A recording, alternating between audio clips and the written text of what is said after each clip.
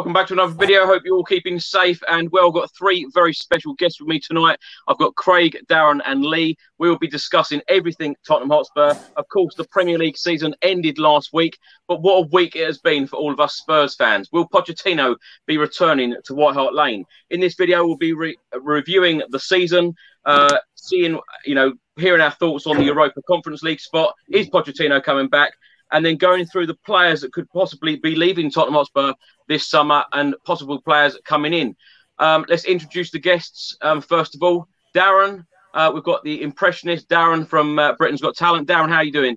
I'm all right, thank you. I mean, that was a few years ago now. Let's not get bogged down in all of that. It's all good, thank you. Lovely to see you.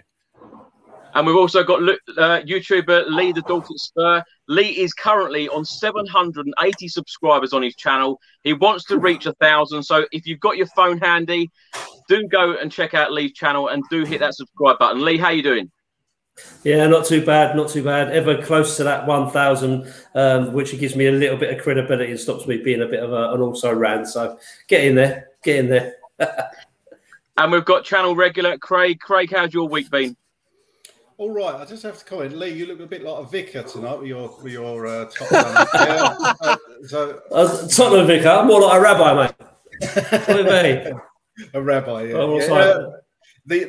Excellent. My week's been up and down like everybody else. Just waiting for the news on the manager and what that will mean for perhaps Harry Kane staying. But we shall see. I'm sure it'll all come out in the next few days. Yeah, well, we'll certainly get into talking about Mauricio Pochettino.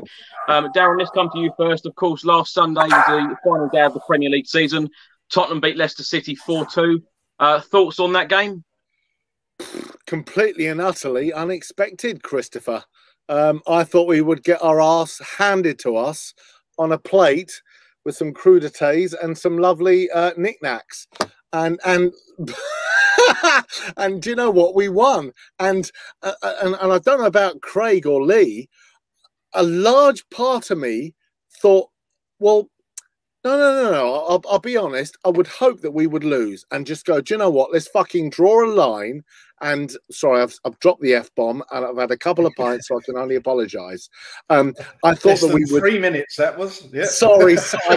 I can only apologise. I have had a few pints this afternoon, so it's a bank holiday atmosphere.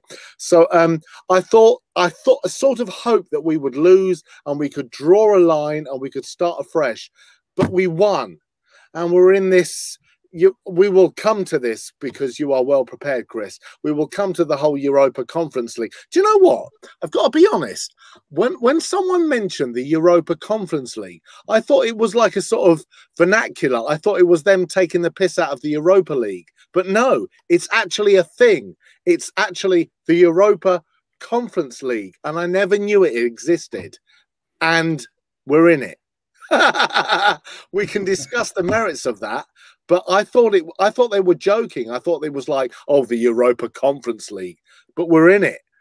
And it's like, do you know what? A lot of me thought that it would probably be best if we lost that match and we would just start afresh and we could just start with a clean slate and concentrate on the league. I don't know what you guys think of that. Well, we'll certainly come on to talking about the Europa Conference League in its own section. But Lee, I want to give you and Craig the opportunity to talk a little bit about the Leicester game on Sunday because, of course, Tottenham did get into that 7th place. We did get into the Europa Conference League. We've got European football at the Tottenham Hotspur Stadium next year. Thoughts on the Leicester game, Lee? Yeah, to be honest with you, I was shocked and a little bit like Darren. I thought we were going to get done on that game, to be honest with you. But and when Vardy got a couple of soft penalties, I thought, oh, here we go, But the guys kept plugging on, and to be fair, I think the substitutions made a difference. Bale coming on, Lucas running at him, and it made a little bit of a difference. And to run away 4-2 for me, I was more than happy with that. And if that means that we're in the Europa Conference, then so be it. As long as if that puts us above Arsenal. Great, I'm happy with that, So, it ended where it probably needed to be fair. I was just glad that the season was over. If I'm being really honest, I was just glad that was it and, see what happens next year. I think a lot of people felt like that, Lee, about the, wishing the season, to be over, particularly after Mourinho was sacked, Ryan Mason come in, interim boss. Of course, we lost the cup final, and we're all looking forward to that cup final. Some of us thought that we'd get a trophy in the cabinet, but then, of course, it was all about finishing strongly and getting that Europa League place, which, of course, we didn't get in the end. We got Europa Conference League. Craig, your thoughts on the Leicester game? Yeah, I thought it was a good end to a pretty poor season, to be honest with you. I was quite pleased with the performance, and Bale come on and changed the game. To be honest, I was happy that we got in the Conference League. Obviously, we want to be shooting for bigger and better things, but if it's there, why not go for it? And we got the result to make sure we got European football. And I think that's the most important thing, Chris, to be honest with you, that it's the lowest ranked competition out there, but we're still in it. And why not give it a go? If, we can blood the kids. There's loads of different things they can approach it as. I think it's going to be good. To be honest, it's a new competition. Let's be honest. None of us really know much about it, and how it's going to go. Yeah, it's not as illustrious as the Champions League or even the Europa League, but if we win it, we can say we've won a trophy in Europe at least. So why not give it a go? Yeah, absolutely. I love how all of us Tottenham fans, we talk about winning trophies before the competition's even started. Love it. Absolutely love it. Darren, let's come to you. What was your moment of the season? What was your favourite part of last season? Okay. The most memorable part of the season was the trouncing of Man United. And it's got a personal account for me, because I ran the London Marathon that day. I ran it on my own. The whole thing was cancelled, so I ran. It doesn't matter. And then when I finished the marathon and I was an emotional wreck, I sat on my sofa, drinking chocolate milk and eating burgers and watching, and I could not believe what I was seeing. I could not believe it. That was the pinnacle for me. It was just the epicenter, and from then.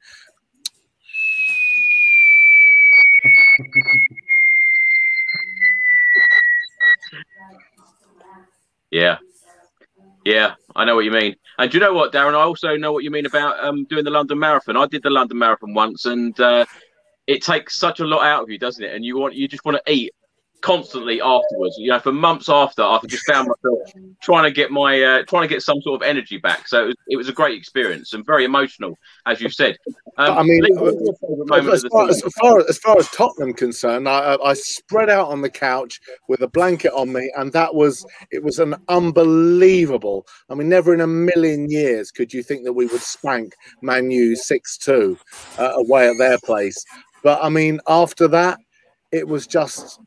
It beggars belief what happened to our season after that. It really does, Chris.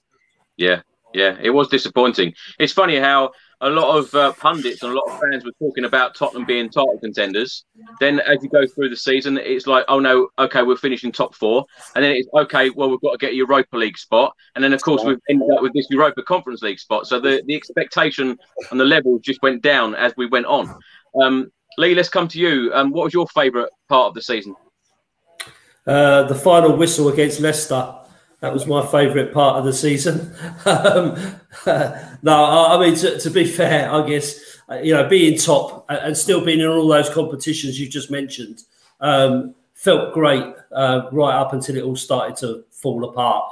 It was a good time to be a Tottenham fan. I think, as much as I didn't want Mourinho to be the manager, with him coming in, you kind of had a feeling that you're still in all these competitions. So there's a great opportunity here. We could pick something up. I really felt that we would get something.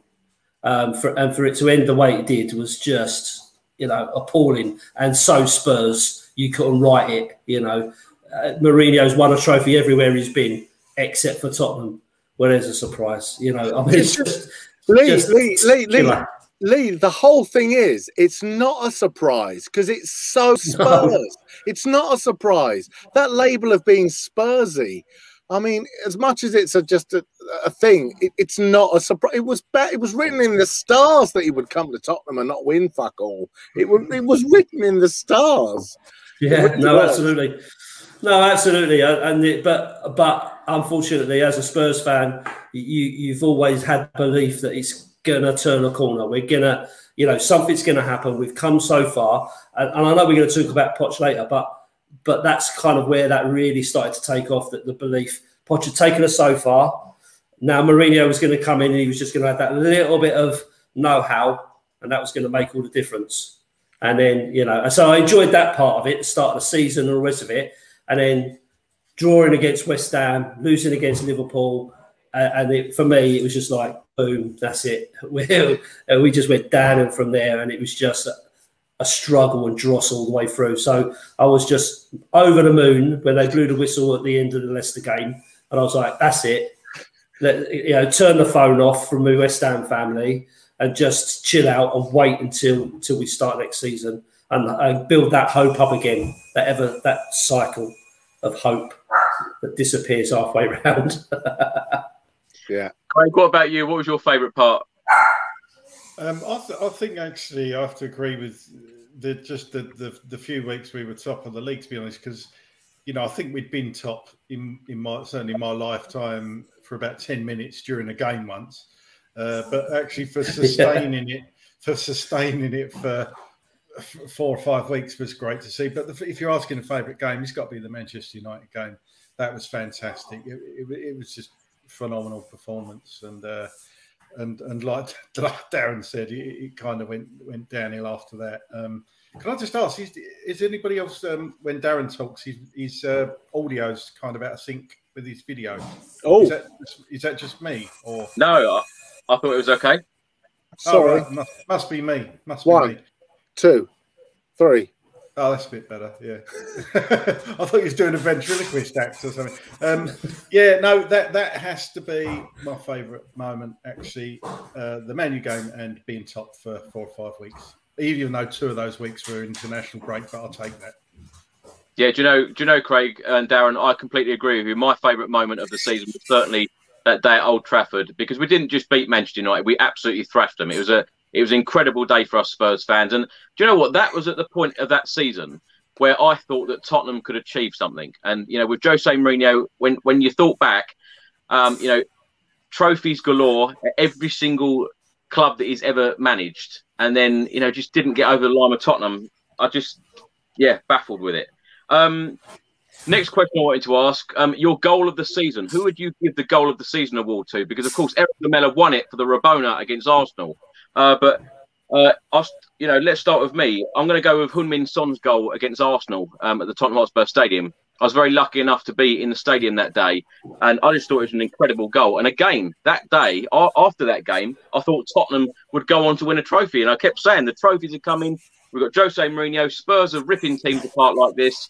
And the way that we were playing, in games like that as well, that was a fantastic game. And I thought it was a fantastic goal by Sonny. Darren, your goal of the season?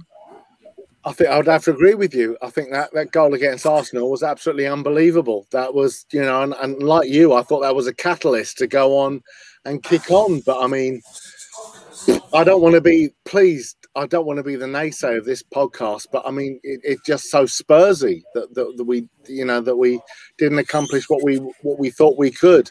But I mean, as far as a goal of the season, yeah, amazing. I'm with you, Chris. Yeah. Lee, what about you? No, I think I've got to stick with the Lamela one. That's just such a great skill, and for Lamela to do 2 like he has, but basically because he hasn't got a right foot. I mean, if he chopped off his left foot, he'd still here with his stump, wouldn't he? So so for me, I just thought it was a wonderful to be able to think that quickly and make that move and play it that way. I just thought it was magical, especially against them as well. So for me, it's still the one. I think he deservedly won it, to be fair. Yeah, but you can argue, like you said it yourself, Lee. He hasn't got a right foot, so he was left with no other option, Yeah, but to be able to adjust your body, move that quickly, to get it into a position that you could do something like that takes a lot of quickness of thought and all the rest of it, and knowing your limitations. I thought It was really a really clever, skillful thing to be able to do, and he probably did it without even thinking. But you know, I didn't see it coming either. So when I was like going mental, you know. But yeah, so that's why, you know, for me, I still think it was probably the best one this season. What about the Rabona that he did against Leeds when we were 3-1 down, Lee? yeah. Well, you know, not quite as good, not quite as good, but you know, that's Lamella all over, isn't it? That's why he's got to go. You know, but what can you say? You know, you have to take the good that you can get when you can get it. So for me, that I'll just that'll be there in the memories. When he goes, I'll be saying, oh, you know, but remember this goal or remember that goal, and forget about all the other dross that he did for the last how many years is it? Did he 10 years, is it, or whatever he's been there, 7 years? So, you know. 8 years, yeah. 8 Craig, years. what about you? What's your goal of the season, Craig?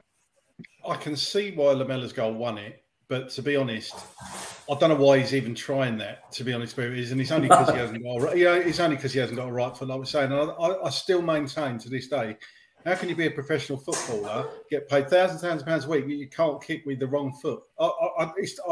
I struggle to believe that. You know, I've played park football, and there's players who can kick better with their wrong foot than Eric Lamella, which is unbelievable. For me, technically, my favourite goal of the season was Dele Alli's overhead kick against Wolfsberger. I thought that was a great goal and a great move leading up to it.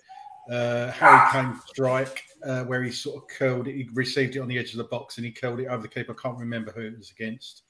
And there was one of Bale's that he smashed in.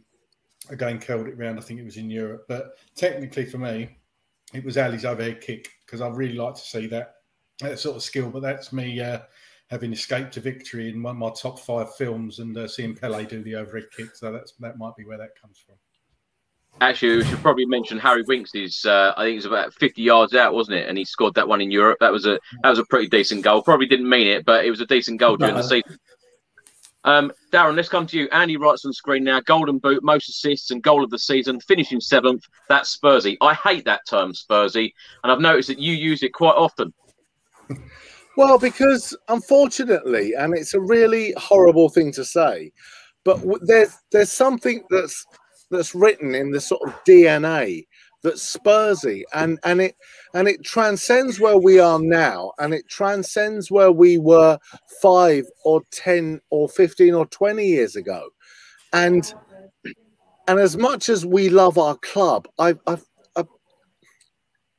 fucking hate the fact that teams can play Tottenham and roll us over because we're Spursy and because they'll always get a chance. And I think I've said it before. I don't know whether it was with you, Chris, but I heard a colleague that's an Arsenal fan, and I don't know whether it was when they were watching the Spurs West Ham game, but they were all WhatsApping on their Arsenal WhatsApp podcast, and one of them said, "Don't worry, it's Spurs," and that typifies what we are as a club. And I'm sorry, I don't want to appear an arsehole, but I think that's why, as much as we hate it as Spurs fans, that's why we've given the monocle as Spursy, because we haven't got the fucking balls or the teeth to draw it on the line. And we see this season after season, year after year, decade after decade. And listen, I'm happy to be proven wrong and to be shouted down, but I think it's a term that we hate, but we need to do something to get rid of this that's in the fabric of our. Is this too dramatic to say in the DNA of our club? Is that a horrible thing to say? Well, we hear that a lot. Darren, what do you think that Gordon Ramsay would say if he went into Tottenham changing room? Gordon Ramsay, hey, big boy, young man. Hey, I would think that Mauricio Pochettino, yes, a stalwart of the club, deserves a second chance. Hey, Mauricio, big boy, young man, fucking get your ass back here. As hypothetically, you know. What would Boris say, Darren? What would he say if he was manager? For fuck's sake. I mean, in the changing room. I mean, look, I don't want to get embroiled in this, but it's one thing to say is that I am a stalwart and an ambassador of the Tottenham Hotspur Football Club. Maurizio Pochettino, Keith Birkinshaw, wonderful fellows. Castigat, Redondo, Mores, Chris, Cowlin, bye-bye. Oh, I've lost where we are. Listen, we've all had a couple of drinks, you know. Oh, I think you need a few more, Darren. I think you need a few more. Let's get on to Darren. Let's stay with you. Player of the season. Who would you give player of the season to? Because of course Harry Kane won all of the awards. Is he your player of the season? Right. Okay. Listen. I'm I'm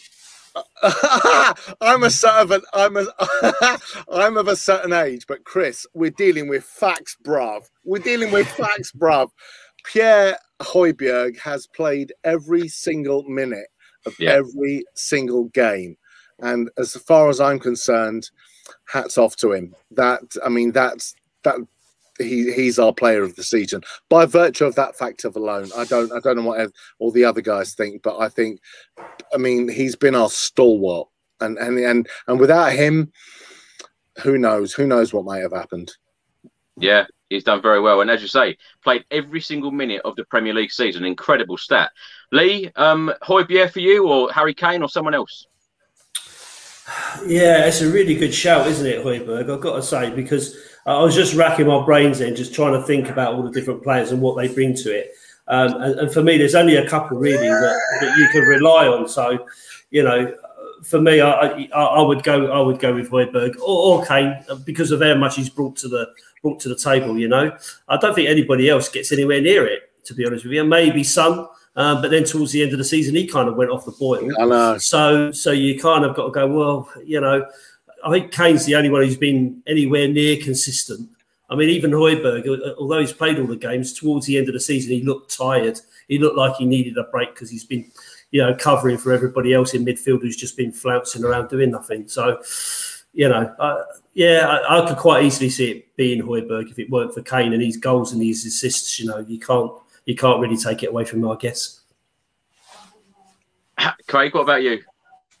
Oh, it's got to be Harry Winks for me, Chris, to be honest. What are you laughing for? It's been phenomenal. No, Harry, sorry, I said Harry Kane, that was it. Yeah, wrong Harry. Got to be Harry. Most goals, most assists. And I loved his tweet and his Instagram post earlier when he said his first time away with the kids or something, and there's got his trophies both sides of the pub. Yeah, I can't look past Kane. I get the whole Højbjerg thing, but Kane for me has just been outstanding this season, and I don't know where we'd be without him, to be honest. I completely agree. I think you've got to give it to Harry Kane. He's been absolutely superb. The amount of assists that he's got this season as well has just been incredible. And it's funny how you think that Harry Kane couldn't improve his game anymore, and he did, and he has. And, you know, he's just one of the best players in the world, without any doubt. Darren, let's come to you. The worst player of the season, or the most disappointing player of the season? Well, I mean... oh, I can't wait for this. Fucking hell. Take your pick, guys. Roll up, everybody. How long we got, Chris? Fuck me. I mean... Ask the question and sit back. I mean... Viewers, you could be here a while, just letting you know. 2 words... Matt Doherty. Yeah, I agree. That's who I've got on my list. I mean, you know, wonderful for his previous club. Wonderful. And he doesn't get... Now, listen, devil's advocate. You could argue that Jose didn't play him, so therefore, you know, he didn't have the games under his belt. But when he came on, I mean, what does he do? I mean... it's one of them, isn't it? I mean, there's I've made enough noises. I've had a couple of beers tonight, Chris. Let's go. Matt, well, Darren, I was going to ask, but perhaps David Attenborough would commentate on Matt Doherty. What do you reckon? This is going to cost you 500 quid, but listen, fine, I'll invoice you later. Ladies and gentlemen, we have been brought to the Chris Cowling podcast, one of the foremost sports bloggers in the industry. Craig, notice the way he sips on his vape to extinguish a habit which has been prevalent for 40 years. I'll take that. I mean, I would say that Matt Doherty, I do not think that he's done. He really hasn't lived up to the expectations, and it's really upsetting because, you know, you take someone on board that you think has got credentials with their club, and they do, and this is what is so Spursy about Spurs. We bring people on, and they do fuck all. It's Spursy. It's Spursy. It's Spursy, Chris. It's Spursy. He's used that term again, Lee. You know, who's your most disappointing player of the season? Well, you started off with who was the worst rather than who was the most disappointing. And for me, it's two different things, right? So for me, the worst has got to be my great friend, Mr. Aurier, who is probably an absolutely smashing fella. Probably go out for a drink with him. He'll probably buy you dinner and all that kind of stuff and have some great stories. But nowhere near my football club, please. You are not anywhere near where I want you to be, right? But in terms of disappointing, I'd still have to go with Dele because I love Dele and I think he's a great kid and I think he's just got so much potential and he's wasting his talent. So that's why I think he's disappointing. Aurier, I think, is probably our worst player. But there is one other who I'd call out, who I was really championing for a long time and showed moments of brilliance, but has never really lived up to the expectation, is Ndombele, who I thought was, you know, going to be fantastic. And a lot of people had called him out before he signed for us, saying, you've got to get this kid, he's fantastic. So he came in and I had real high hopes for him. And I thought, you know, flashes of brilliance, the way he controlled the ball and all the rest of it. But he's just not been able to apply that regular enough to really stamp his position, which would have helped Højbjerg, who we've already talked about. So for me, worst player, Aurier, without doubt, for me. Disappointing, Ndombele and Dele would be my biggest call-outs. There could be others, to be fair. But they would be my top three. Well, don't worry, Lee. I will give you the opportunity of naming players that you want heading out the door this summer later on. Craig, what about you? I'll draw up a list. You know, it's funny, isn't it? I always feel a bit out of order talking about players that haven't performed because I've said on here before, it would be weird, like, if all of a sudden I tuned into one of my favourite YouTube channels and they're talking about how I've performed at my work all day and people slagging me off, and it'd be just bizarre, you know, four strangers sitting around talking about how you've performed. Yeah. But I guess it comes with the territory. Disappointing, I agree with that. Disappointing and worst player are two kind of different things. You could even argue the second half of the season that Reguilón was disappointing. You know, if you'd taken in isolation, perhaps from January through to May, he's not performed particularly well. But I thought he started off strongly, so I can't sling him in that category. I agree, and Ndombele, he's just never quite hit the heights that I thought he was going to hit. So, would I say he's the most disappointing? I'd have to agree. Aurier is the most disappointing for me, and I'll reluctantly say Harry Winks worse, but the thing is he hasn't had tons of game time.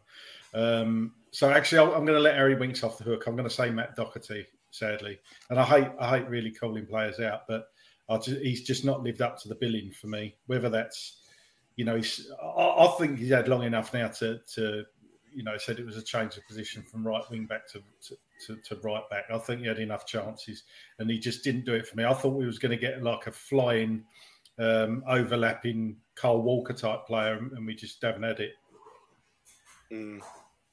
Darren, let's come to you. Most improved player. Anyone really impressed you? Who are you quite surprised about? God. Most improved player. I mean,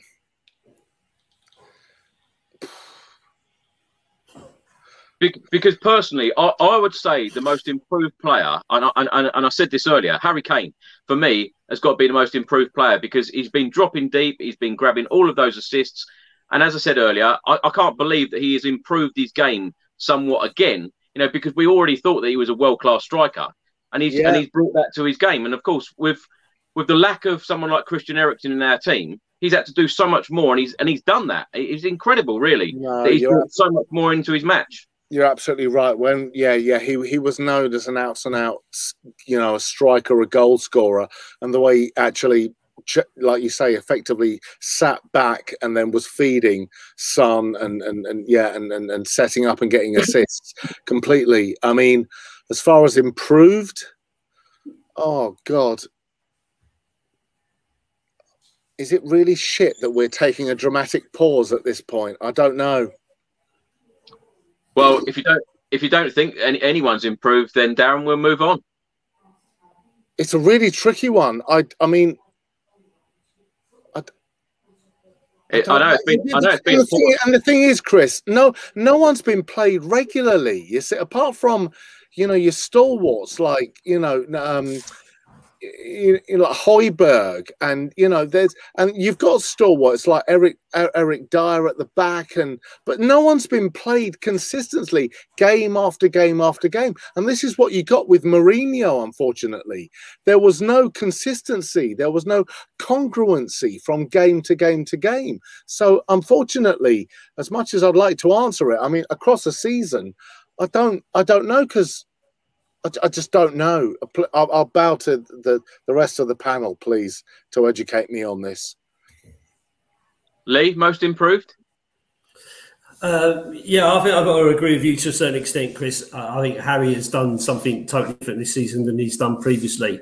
But it's difficult because you don't really want to give everything to Harry because, even though we are pretty much the Harry Kane team, you don't really want to have to keep calling it out. So the one I would call out and say that has been better this season than they had in the previous season. So not saying that they're most improved, but they've been better this season than they were last season.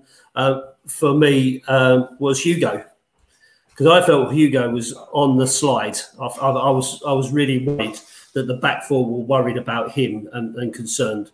But this season, certainly towards the end, he pulled off some fantastic saves and kept us in the games a few times. And for me, it showed a real kind of back to his better playing days than he'd had of late.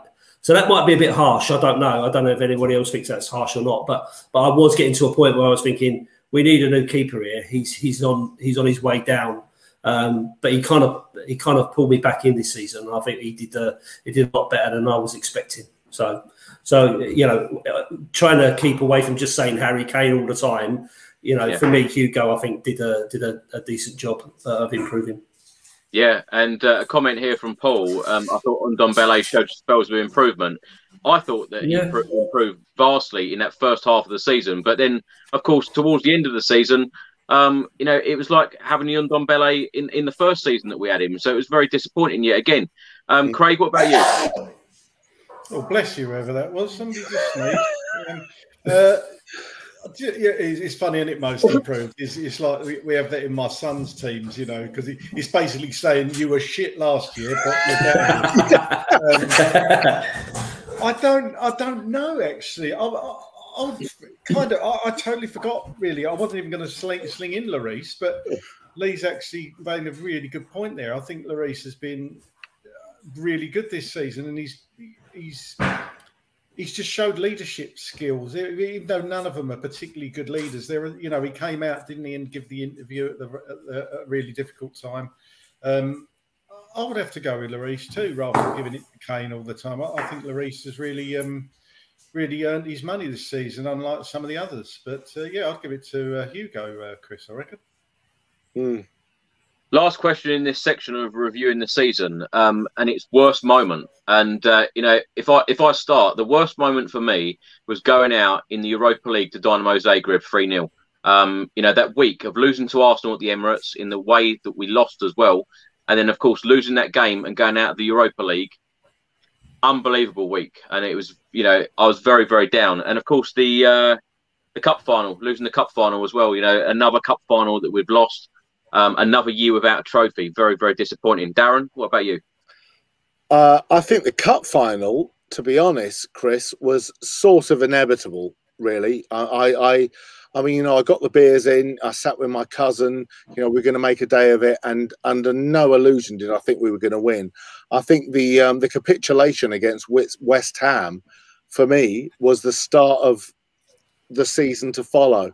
So for me, it was that relinquishing of a victory that just sort of was the catalyst for the rest of the season. And as much as I obviously clearly wanted, you know, Spurs to win in the cup final, I had no aspirations that we would. And it wasn't so much of a dank squib. It was just a case of, well, we've lost. And I think that is probably indicative of the way we were, really. And the way that the club is that we just lost, and that was it. Sorry, does that sound really shitty? Yeah. sorry. Darren, do you always feel like that, or is it just this season that's got you really down? I don't know. Sorry, I really. Please listen, viewers. I'm really. You know, I'm a nice guy. You know, I've got a lovely wife and a couple of kids, and but I just think it's you're on a landslide, and this whole thing of like being Spursy, and you know, and this whole thing about I mean, this is a fucking another discussion, but the whole thing about play the Tottenham Hotspur way, and we haven't played the Tottenham Hotspur way since 1984, since 1982. It's this perpetual thing of being Spurs, and we haven't had that for decades, and we all want it to happen, but it's like a distant memory, and we need to get it back. This is why we need Pochettino to give us that belief, to give us that thing that the club is known for, that way of playing and the style. And we can go from manager to manager. We had the best manager that arguably that's ever existed in the modern game, and we didn't win anything with him. And of course we didn't. Why? Because we're Spurs. We're coming on to the Pochettino section in a second, but Darren, what do you think that Glenn Hoddle would have made of Tottenham's season? Well, you know, he's put a ball into a wonderful area, as I say. You know, that lad Aurier, you know, he's always got a mistake in him, as I say. You know, when I asked him to get him a bag of chips and he put salt and pepper on it, and I didn't really ask for that, as I say. And, you know, that guy is... you know, as one could say, you know, he's a bit of a liability at the end of the day. So, I mean, I don't know what Glenn would make of it, but I'm sure he wouldn't be happy. Lee, let's come to you. The worst moment for the season for you? For me, it was the how can I contend with this? Come on, I can't do it. Sorry, I'm going to go for 2 seconds. Hold on. No, I mean, how can you? For me, it was the capitulation against West Ham. You know, especially as my wife's a West Ham fan.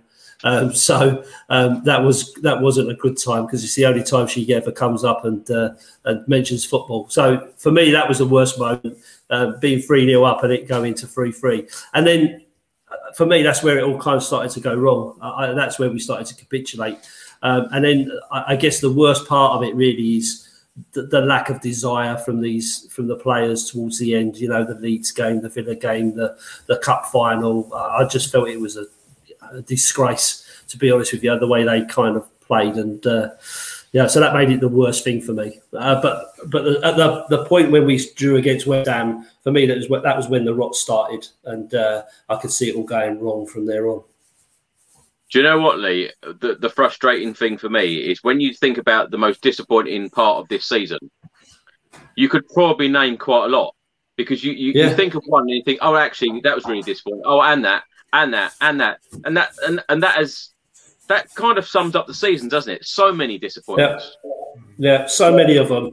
There's too many to choose from. You could go through, so many. But most of it's all been about individual performances and rather than anything else. I mean, it's just been a really, really bad season all over, to be honest with you. But to still come 7th and still get European football, ultimately, you don't really deserve to even have that, in my opinion. But, you take what you're given. So, Craig, what about you? Most disappointing part of the season? Or worst moment? Well, most frustrating was definitely the West Ham game. We should never have drawn that game. The most disappointing, I have to say, was the Europa League exit, to be honest. It was just unprofessional. That's the best thing you could say about it. It was just, honestly thought after the first leg performance that we were through, if I'm honest. And we should never have lost that game, ever. And it was just incredibly poor. I could have used stronger language, but it was incredibly poor, incredibly frustrating. The North London derby was frustrating, but I agree with Darren. The cup final was almost inevitable, and I was trying to be positive about it, but I was quite surprised that we held them for as long as we did. Let's be honest, they were all over us and hit the post and whatever. Could have been a lot worse than it was. I think the 1-0 scoreline kind of didn't do City justice on the day, to be honest. But yeah, I would go for the Europa League exit, Chris. Just want your thoughts very quickly on finishing in the Europa Conference League spot. Darren, let's come to you first. Are you pleased that Tottenham have got into this competition? Do you think that we'd have been better off without any European football? Because, for me personally, I think that a club like Spurs, we need European football. We're so used to having European football year in, year out. And I know it's this brand new competition, but I think this is better than nothing, don't you? Okay, I knew you'd ask me this question. And I sort of need to bow to Lee and Craig's expertise on this. I think that we are bound to play, duty-bound to play some decent teams like Villarreal and Roma. Is that right? Is that right? Would you believe that Roma are in this competition? Can you just imagine? You mentioned the word Spursy a lot, Darren. Can you just imagine next season Tottenham Hotspur meet Roma, Jose Mourinho in the Europa Conference League? I know. You just know it's going to happen. It's going to happen. I know, but to be honest, as much as you're sort of duty bound to want any European competition, I've got to be honest. As much as, I was thrilled to have a 4-2 win against Leicester, and I was like, fuck me, how did that happen? I sort of thought, do you know what? If we lose against them, because they've got it all to play with, they're going for top 4. If we lose this, then we lose it, we regroup, and then we've got nothing but Premiership football to focus on. And I've got to be honest, that was sort of my wish. And I was a little bit, oh, bollocks. We beat them. So in answer to your question, Chris, I sort of, personally speaking, I thought it would be nice to just wipe the slate clean and just to concentrate on the league and rebuilding. I mean, Craig and Lee could... very happy to disagree, but that's what I thought on the day, and I just think, I don't know why, but I just think it's a little bit of a ball ache doing what we've got to do on a Thursday night now. I don't know what you guys think. Lee, let's come to you. I know it's certainly not the competition that Tottenham Hotspur or all of us fans want to be in, but it is European football at the end of the day. What are your thoughts on this? Yeah, I've got to be honest. I disagree with Darren. I think at the end of the day, we get an opportunity to see more Spurs games. We get an opportunity to see more football, and there is a competition that you can go out to win. You've got some good teams in it. Like we've said, Roma are in it, Villarreal. I think Feyenoord are in it as well, and some teams from the Europa drop into it later on if they don't get too far on or whatever it is. I'm no expert on it. So I think there's some decent teams in there. I think Hertha Berlin, are they in it? I think someone from Germany anyway. So I think there'd be an opportunity for some good away days in that if we ever get back to normal life. So for me, I think if you can play in a competition that has some decent teams in it at some point, even if it's not right at the beginning, and you get through to that, then why not? Why not? You get more opportunity to see your team play, which is what we all love. Let's be honest. For me, I just think, let's have it. It's better than not being in anything. And who decides that it's not a great competition? Sky TV decide it, and all that sort of stuff. At the end of the day, football's for the fans, so it's up to us to decide whether we think it's a good competition or not. And if we get good away days in it, and we can see good football in it, then for me, it's a good competition. So, maybe controversial, but that's my view anyway. Yeah, I agree with you, Lee. Actually, Craig, what are your thoughts? I actually agree as well with Lee. Like I said earlier, it's not the competition we want to be in. It's not one I wanted to be in, but I think it's a European competition at the end of the day, and it would be good for us to be in it, even if it's just to blood the youngsters or players coming back from injury or whatever that need a bit of game time. And like you said there, we get an opportunity to watch Spurs a bit more often in the week, which I would have missed. It was quite nice having 2 games a week sometimes. And, of course, Mr. Cowling gets his EasyJet flyer miles up as well. So I'm sure that'll be good. I can't wait. Yeah, I bet, yeah. There are some good, better teams in there. There's also some lesser teams in there. But you're right. I think odds on we're going to draw Roma, probably in the first knockout round or something like that. And what a game that'll be to be at, especially if Poch is back. My word. But we'll see how it goes. But I'm on the whole. If you said I'm happy or unhappy, I'm happier that we're in Europe. And that's basically it, really. Well, the draw for the playoff where Tottenham enter the competition will take place on the 2nd of August, so we will know our opponents on that date. Let's talk about Mauricio Pochettino. Will Mauricio Pochettino return to Tottenham Hotspur Football Club? That is a big question. The media frenzy this week has just gone absolutely mental. Andy writes on screen now, we need Pochettino back. He got us to the Champions League final and top 4 times. That is progression.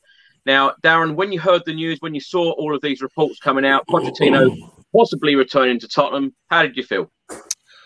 Hand on heart, I thought it would only work. I mean, listen, let's take emotion out of it and everything that he's done for us. Let's try and take that out. But I think that it would be unbelievable. For me, he's the best candidate, but I would say only on his terms.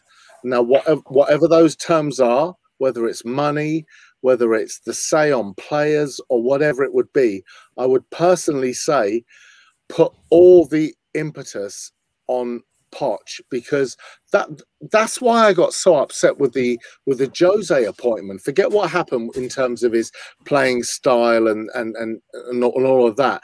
I thought that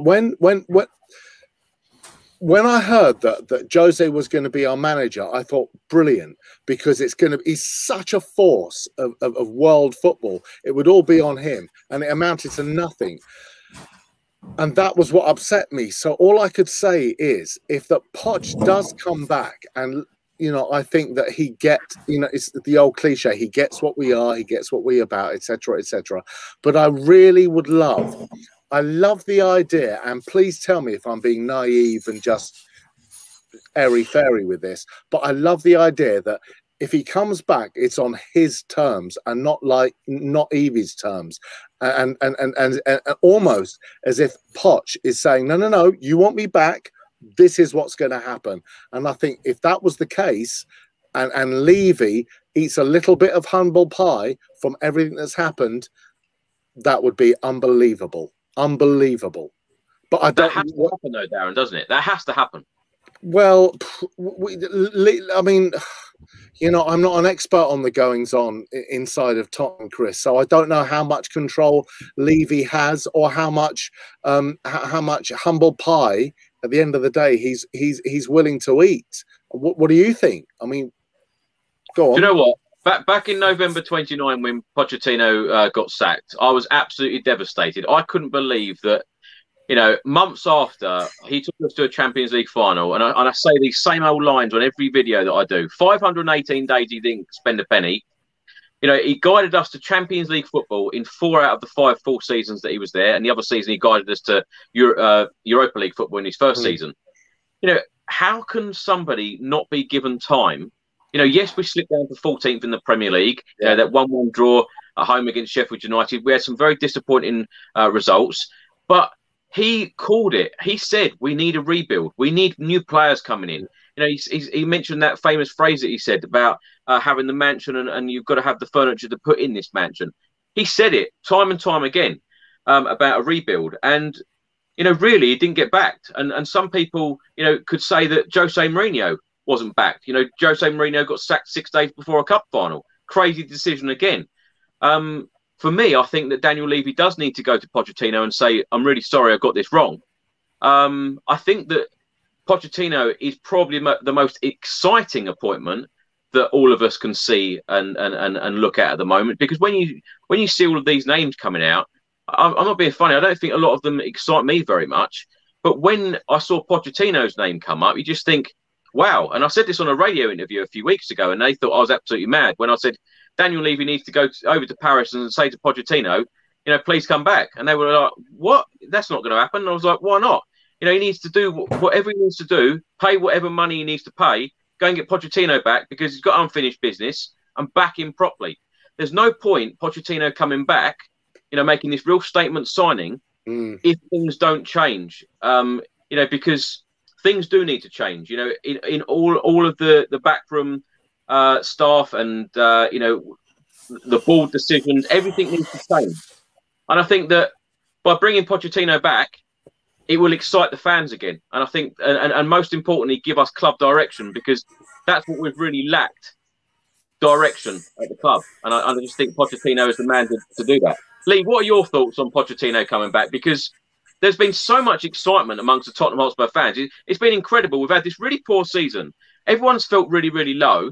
The season ended on Sunday. And then this week, all these stories about Pochettino coming back, the fan base is like, wow, you know, everyone seems to be cheerful again. If this doesn't happen, wow, I don't know what's going to happen again. Yeah. So I hate to be the miserable one out of it all, right? But I just think, don't you think it's just a little bit strange that all of a sudden they've got protests and the fans ain't happy and all the rest of it, and then all of a sudden the fans' favourite is brought into the mix to change everyone's view. Oh, you know, if they get Poch back and blah blah blah. And I guess a lot of us, we're all thinking with our emotions, right? You know, I absolutely loved Pochettino. I thought he was a great guy. He did so much for the club in terms of giving us belief back, gave some great nights, took us in a good direction. But there were some times there, don't you think, when it was like really odd, some of the decisions he made and all the rest of it. And then there was this thing about if he wins the Champions League, he's leaving and stuff like that. So I don't think it was all, you know, super duper. And I think, you know, sometimes you have to take your rose-coloured glasses off, you know, and be real about it, okay? You know, the guy has been to France, okay, to a league, a one-horse league, and still not won it, okay? So there is a lot of disdain about that over in France. And I understand it, because some people have said to me, it was Tuchel who lost that, because got them so far behind, and to get where they got to was really good. Well, yeah, okay, but he's the manager of it at the end of the day. Did he win every single game that he was involved in? You know, because if he didn't, then, you know, he added to it. So I think you've got to be really careful what you wish for. I've never been a great fan of going back. You know, once someone's gone, for me, I think it's better when if they've gone. Keep us the memories we had with you, and, you know, let's move on as a club to wherever we need to do. I agree that Pochettino is probably the most exciting name out of all of them. But for me, the biggest issue, and I'm going to have to say it, and I'm going to have to call them out, has to come back to Levy and the board. It doesn't matter who the coach is. You know, you could have Graham Potter, you could have Brendan Rodgers, you could have Zinedine Zidane, whoever. But if you don't give them the tools to do the job, then it doesn't matter. You know, these guys have got to be able to do what they do with the very best to get the best. And so for me, I feel like it's just a bit of a, I don't want to use the term smokescreen, but that's what it feels like. It feels a little bit like, let's please the fans. Let's put some rumours out that we're really going out there. We're really trying to get Pochettino to give them their Tottenham back and blah, blah, blah. When in actual fact, Daniel Levy's already lined up someone like, you know, Nuno Santos or Nuno, whatever his name is, and that kind of stuff. Do you get where I'm coming from? So I know I'm being a bit miserable about it, you know, because, you know, I like Pochettino. I've got great respect for the guy. And if he comes back as a manager, listen, I'll support him the whole way. But it's not me who has to support him. It's Levy who has to support him. It's Levy who has to do the right thing.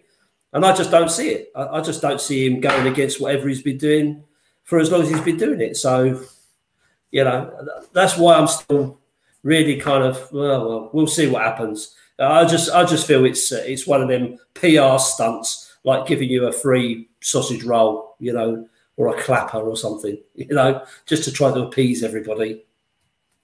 Lee, there's a question for you on screen now from David. Thanks very much for your comment, David. Lee, who would you rather have if he's not the man that brought together with these players? Yeah, but you say that, right? So we talk about the togetherness of those players, but in my view, a lot of those players are responsible for why he left in the first place, because they let him down. You know, those players let him down, as well as not getting the players that he wanted. The players that he had didn't do what they needed to do. So would they all be happy to have him back? I'd be shocked if every one of them was happy to have him back. There'll be a few that would. But I'll tell you what, there'll be a few in that dressing room that won't want him back. That's for sure. Sorry. I know we need to go to Craig because I'm fully aware that Craig needs to have a word. Can I just say something very, very quickly? You know, when Poch left and there was rumours of what's the word? Not discrepancies. There was rumours of unrest in the club. Like I heard that the training schedule was too tough, too rigid, and a lot of the players didn't get on board with what Poch's methods were, and that's the sort of catalyst to the breakdown. So, as Lee said, let's take our rose-coloured spectacles off for a second. If he were to come back, and what do you guys think of the idea that some of those harbourings of unrest were to rear their ugly heads again? Like all the stuff that were the catalyst for Poch going in the first place, if you were to bring him back, who's not to say that would happen again? Yeah, well, things need to change, Darren, don't they? It's all well, like I said, it's all well and good bringing Pochettino back, but a number of things would need to change. But I think that the fans have jumped on this, you know, this week, and the excitement levels have been at a high because we all know, you know, we felt that direction, we felt that togetherness.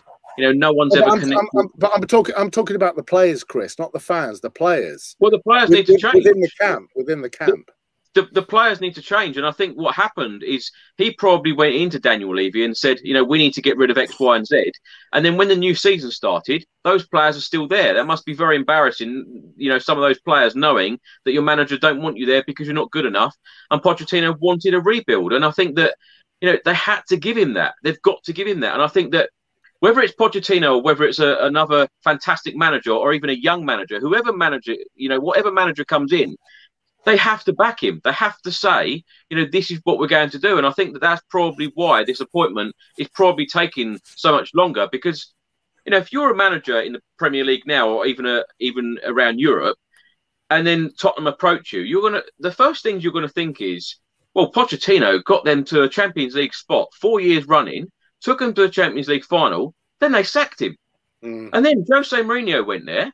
You know, they sacked him 6 days before a cup final. Do I want to put my career online? Exactly.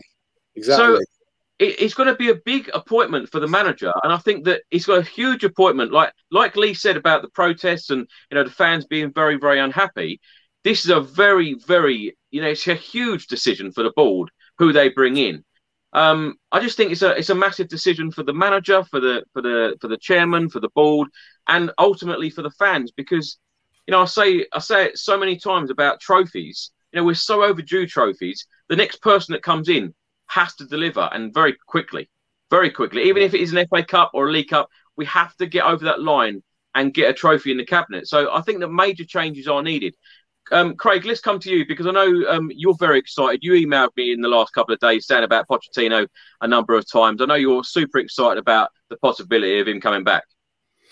Yeah, I am. I'm trying not to get too carried away with it. I mean, the first thing I'd say is, and it's bizarre when you think about it. I'm talking about Levy. Sorry, I'm talking about Daniel Levy.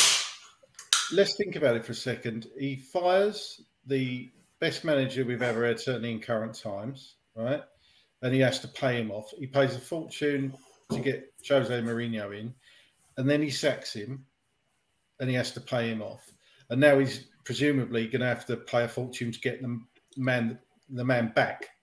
Does that say that Daniel Levy is actually not very good at this part of his job? Really, I know that I'm running out of egg sucking tips for your granny, as they said in Line of Duty. But that fundamentally, it's been piss poor by Levy, isn't it? And he's very good at building stadiums and training grounds and everything else, and sponsorship deals and everything else. But this has been ridiculously bad.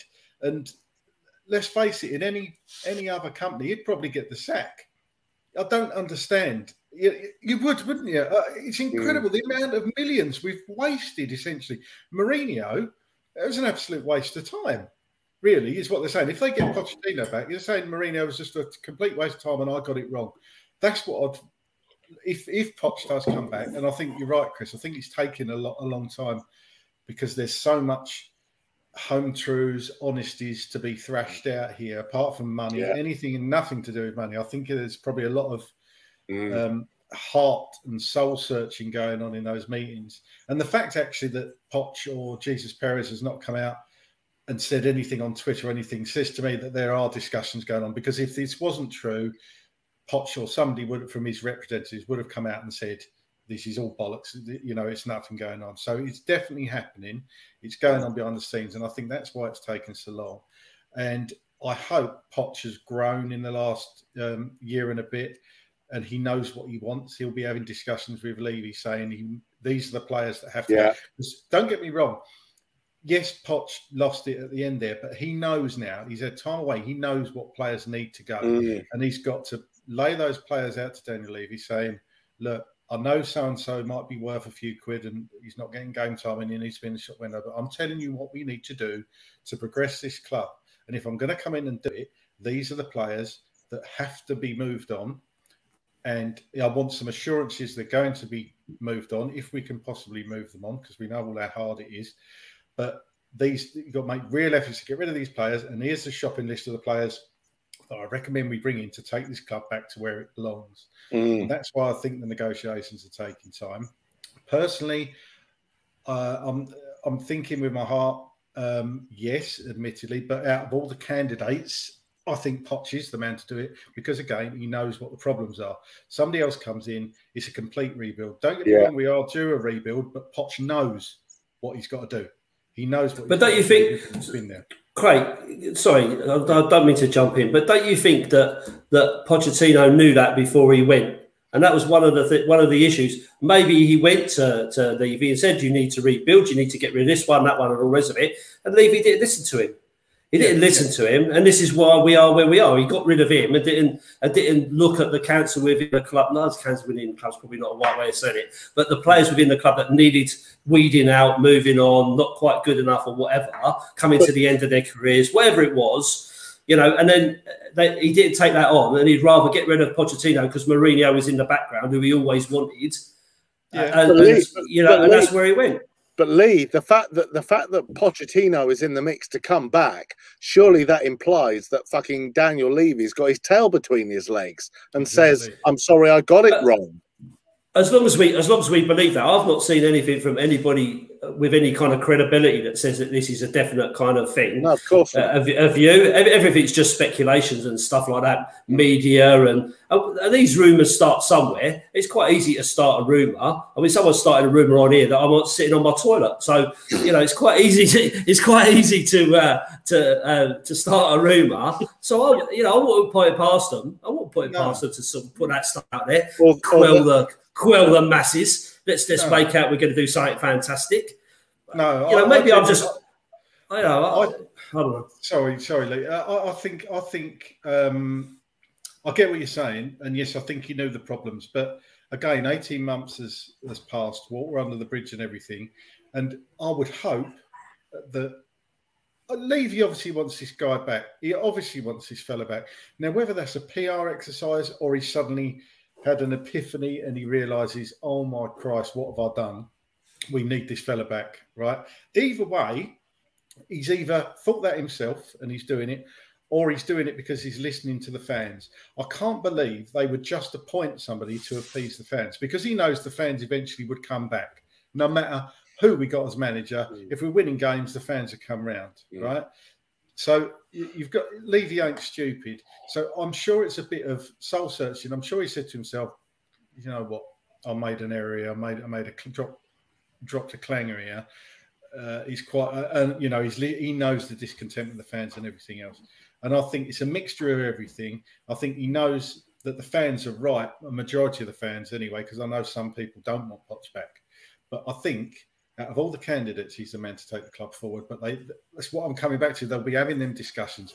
Poch will know the players that are needed to get rid of and to bring in to drive the club forward. And I'm going to make a bold statement here. I think if Poch does come back, I think Kane stays. I agree. I genuinely think that, because all this saying about, oh yeah, but we'll promise to give him 150 million if Kane goes to spend on players. I don't think Poch would want that. I think he'd want Kane to stay. And it wouldn't surprise me at all if Kane's been in contact with Poch by text or phone or whatever it is, and they've had a few discussions about it. I guarantee it's always going to happen, isn't it? We know they're not allowed to talk to people behind the club's backs and blah, blah, blah, blah. We don't know it all goes on. So I think they're keeping everything very close to their chest, and it could go wrong. But I think we're moving towards a deal. There's been nothing bad coming out. Usually there's leaks on Twitter about deal collapsing, not going forward. Fingers crossed that no news is good news, and within the next couple of days, Poch will be announced as our new manager. Hopefully. Could you imagine? Could you imagine if that was confirmed? Yeah, it was all done, and then Harry Kane comes out and he goes, "Do you know what? I'm going to give it one more season." And you go, "Fucking hell! Wow!" I mean, what else do you think Harry Kane might say? Chris, what are you like? What are you like? I mean, seriously, this would be a different podcast, though. It would be unbelievable. What would that mean? What would that mean? We should all go to the training ground and meet up there. I'm sure that I'd have to go up there if he was coming. Darren, can you do Gareth Bale? Can you do an impression of Gareth Bale? Not really. He says no. What's that thing he says before he says anything? He goes, "Oh right, okay." There. No, I can't do it. Yeah, no, definitely. He goes, that's it, Craig. He goes, well. That's my impression of Gareth. Well, yeah. Darren, Maria writes on screen now, an X is an X for a reason. Unless the core of things don't change, then nothing changes. Pochettino made mistakes. We must not forget that. An X for an X is a reason. Would you go back to an X, or, is this the right decision if Daniel Levy made it? Do you know, that's a very good point, Maria. And, an X is an X for a reason. And, you cannot escape the fact that when he was sacked, we were 14th in the league. But... Sorry, if your ex is Margot Robbie, yes, you do go back. So there you go. Okay, well, slightly more information that we wanted, but that's fine, Craig. This is, at the end of that, this isn't so much as a podcast as a therapy session. So, but no, I completely take Maria's point. But I mean, He got us to where we not only forget the Champions League final, he got us to where we were in terms of what the club stood for and our ethos. and are playing. I hate myself for saying this because I sound like a wanker, but the whole Spurs way. And Poch did fully grasp that. So I think that let's just say it's unfinished business, Maria. And let's just say that if he was to come back, maybe, oh God, isn't it so romantic? I mean, what could happen? What could happen? It could be a massive mistake, and we could go backwards again, or it could be the most incredible thing, and you could just laud Poch for just being our Lord and Savior, and we could all be worshipping the statue of him outside the North Stand once again. I mean, who knows? Who knows? But in life, you need to take these chances, don't you? And I think that I think that he is the only credible option at the moment, personally speaking. Well, talking about options, with channel sponsors William Hill, these are the latest betting odds. Mauricio Pochettino is firm favourite, 4-9 odds on. Antonio Conte is 9-2. Eric Ten Hag, the Ajax boss, is 5-1. Roberto Martinez, the Belgian boss, is 12-1.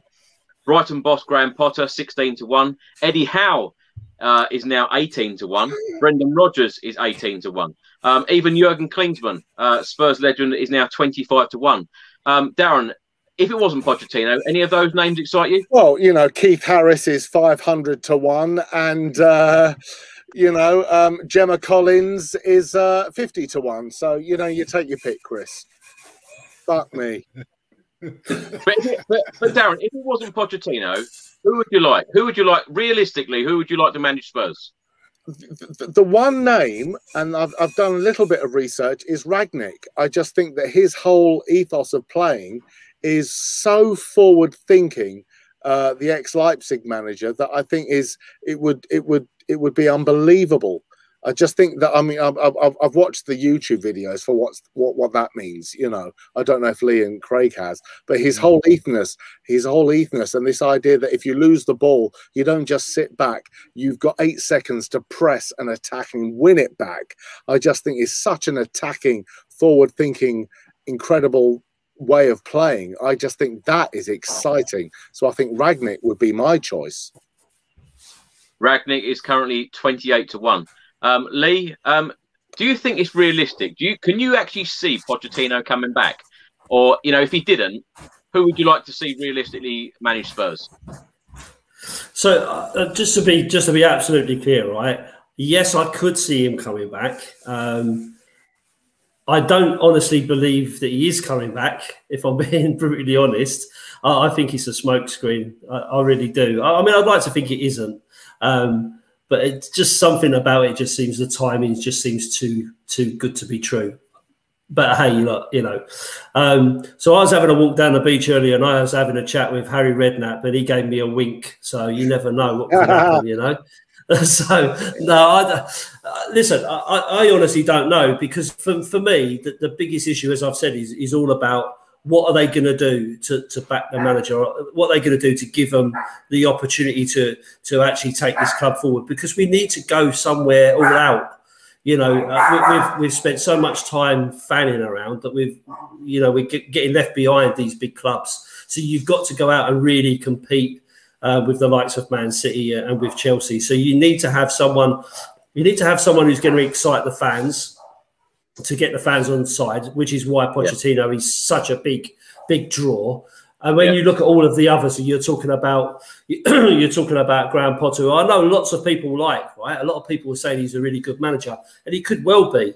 And it's on the screen there, but Brendan Rodgers, everyone's calling out Brendan Rodgers. The guy won the FA Cup, bottle top 4.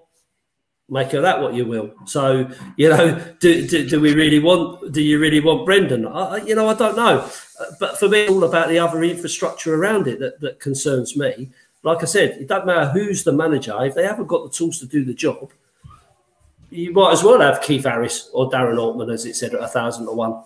You might as well, mightn't you? So, you know, I don't know, take your pick. But, you know, for me, I look at some of those names and I think none of them are really floating my boat, if you like. You know, none of them there that are really kind of grabbing me and going, yeah, I think they'd be all right. I think they'd be the sort of manager I'd like to see, you know. But I mean, I like to hear that, when we're talking about Rangnick and that and his philosophy and stuff, that would be great to hear that kind of philosophy. But you've got to have the players who can do that. Can you see on Don Bele winning the ball back in 8 seconds? Yeah. I mean, I can see Dyer giving the ball away in 8 seconds. But is he going to rush and So that's the thing. You can get this guy in, but if you don't give him the players that can do the philosophy of what he wants, it's not going to happen. It's not going to happen. And I'm sorry, I'm being the prophet of doom. No. But Craig's super excited, so I'm kind of balancing off against him. Got to have balance. Lee, I feel super excited as well. The thought of Pochettino coming back. I just perhaps the timing's all wrong for Pochettino though, because he's gone to PSG. He's going to want to win more trophies there. He's going to want to do things, and he's probably really frustrated because he knows that Tottenham need a boss. He knows that he could probably come back. Daniel Levy, I think, would welcome him back, but the timing is probably all wrong, and that's the frustrating thing about it. Craig, can you see this happening or not? As I said before, there's obviously something going on because nothing's come out to say that it isn't happening. The only thing that I could think might be taking a bit long, other than they've got things to fresh out, is that now Madrid are involved. It's just pure rumours. It's just read on Twitter from people that probably don't know what they're talking about. But are Real Madrid tempting Pochettino now, and we're trying to fight off Real Madrid? But I'd like to think that, you've got to look at it as well. Poch hasn't massively settled at PSG. His family home's still in North London. He's living away from his family. So there's a lot to draw him back this way. So, I'm still quietly confident that they'll get it over the line. And the other thing that nobody's mentioned yet, I don't think, on here is we are aware there's going to be a big rebuild. And I think the only person that the fans would tolerate doing a rebuild if we're getting crappy results is Pochettino. Because you bring in a Ten Hag, you bring in Rangnick, you bring in Rodgers, anybody else. If we're not really flying by Christmas, the fans are going to be on the manager's back again, whoever it is. But Pochettino is the one person that they perhaps will give a bit of leeway to, because they know, like you said, Chris, it's a project and it's something that's going to take time, and we've got a direction and we know which direction we're going in. So that's the only thing that leads me to think that if Levy can, he's going to get this deal over the line. I don't think it's smoke and mirrors. I think there's genuine interest from both sides. But it's got to be right for both sides. Craig, the whole club's a project, mate, because we've done fuck all since 2008. The whole club's a project. Yeah, but it's time now. They've got mostly everything in place, oddly enough, except the one thing that matters, which is a team. So it's got to be right. It's got to be right for both parties. It's certainly going to be right for a majority of the fans.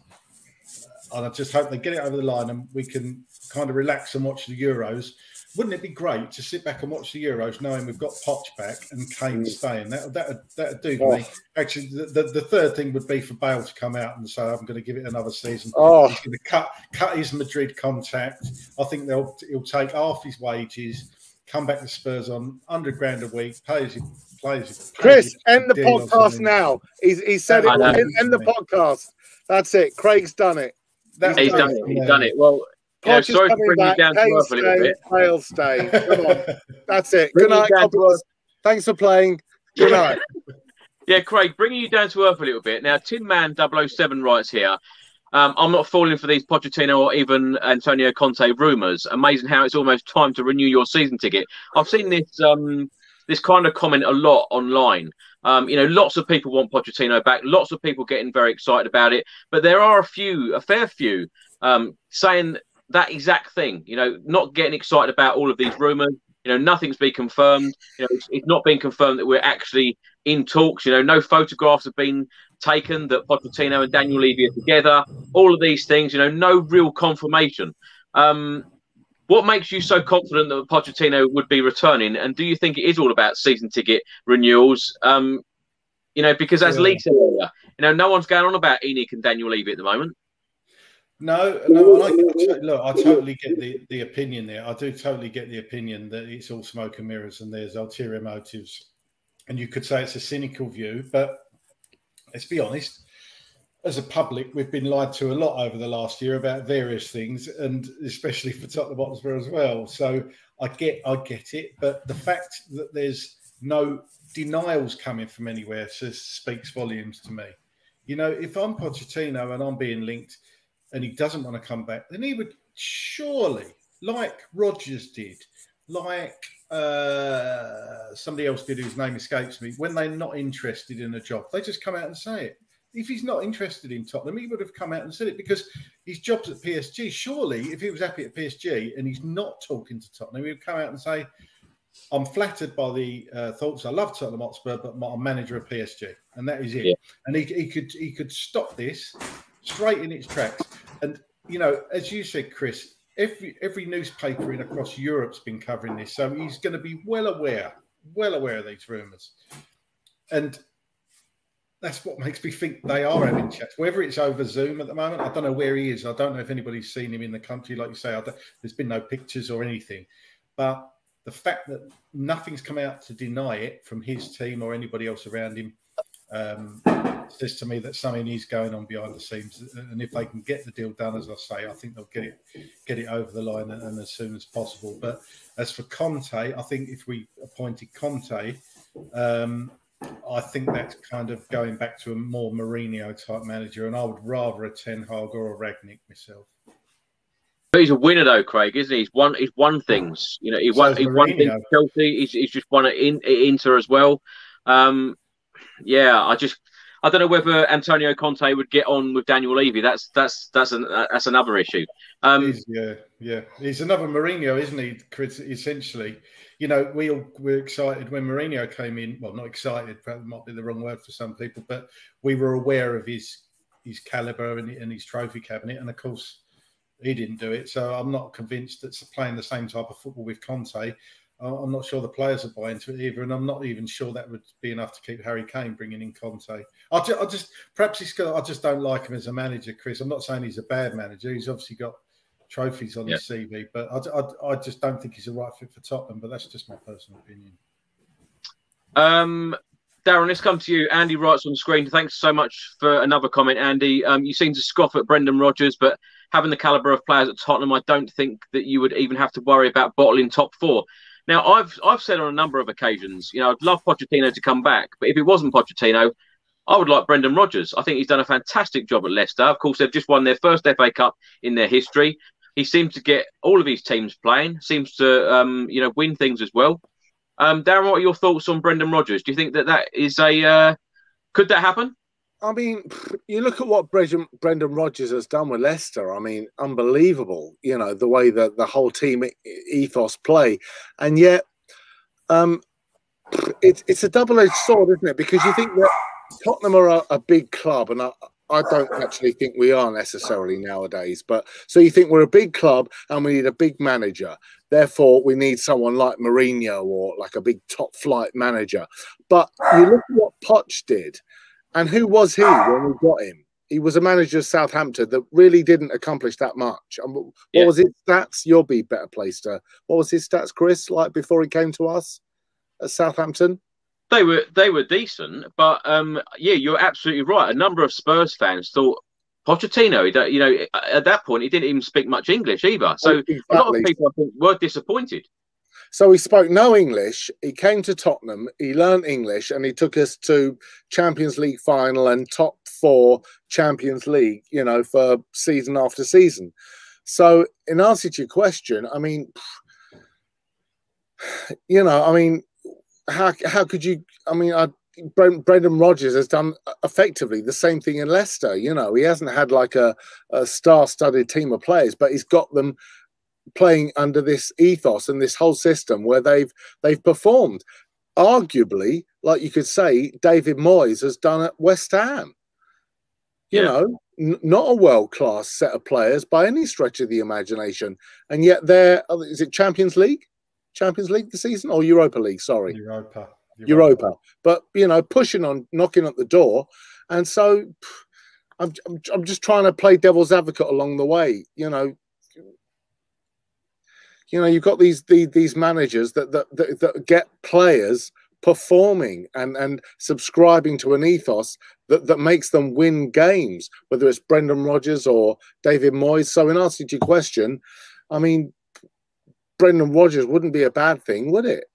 You know, who knows what he would make out of a bad part. But I think fundamentally the buck stops with Daniel Levy, and you've got to allow the manager to have the majority of the say, because the majority of the say, because as long as you've got Daniel Levy dictating what will and will not happen, I think that is our downfall, and that is our fucking Achilles heel.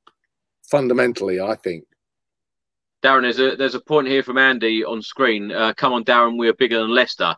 You know, that is the frustrating thing for us Spurs fans, isn't it? Seeing them lift the FA Cup, you know, with their such togetherness.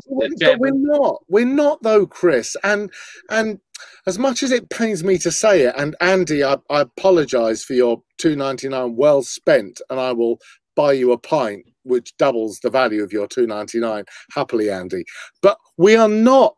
You know, we are glory Tottenham Hotspur by fucking name only, and this is the upsetting thing. You know, as expressions oozing may say, you know, this is Pathé News business. This is black and white business.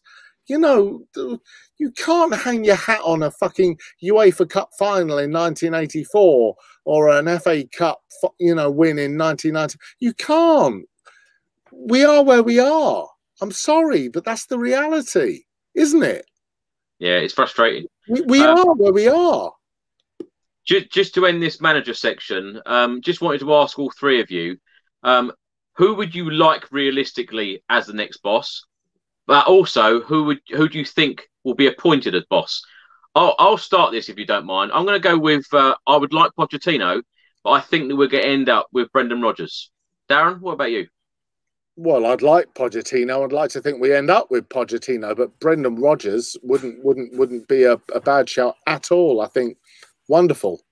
It just upsets me when you get things like Graham Potter and Scott Parker. It's like, fuck it now.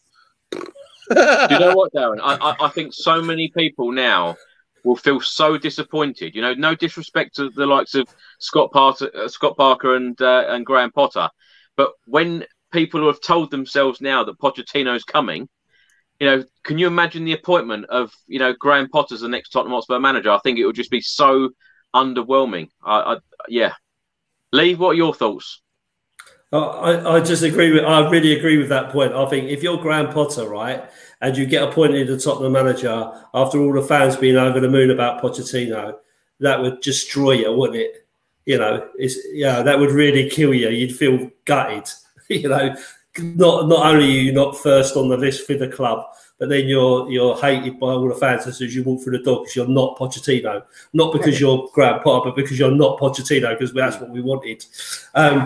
So who do I think? Well, I said it the last time I was on, right, didn't I? And I said I think it'll end up with someone like Nuno Espirito Santo.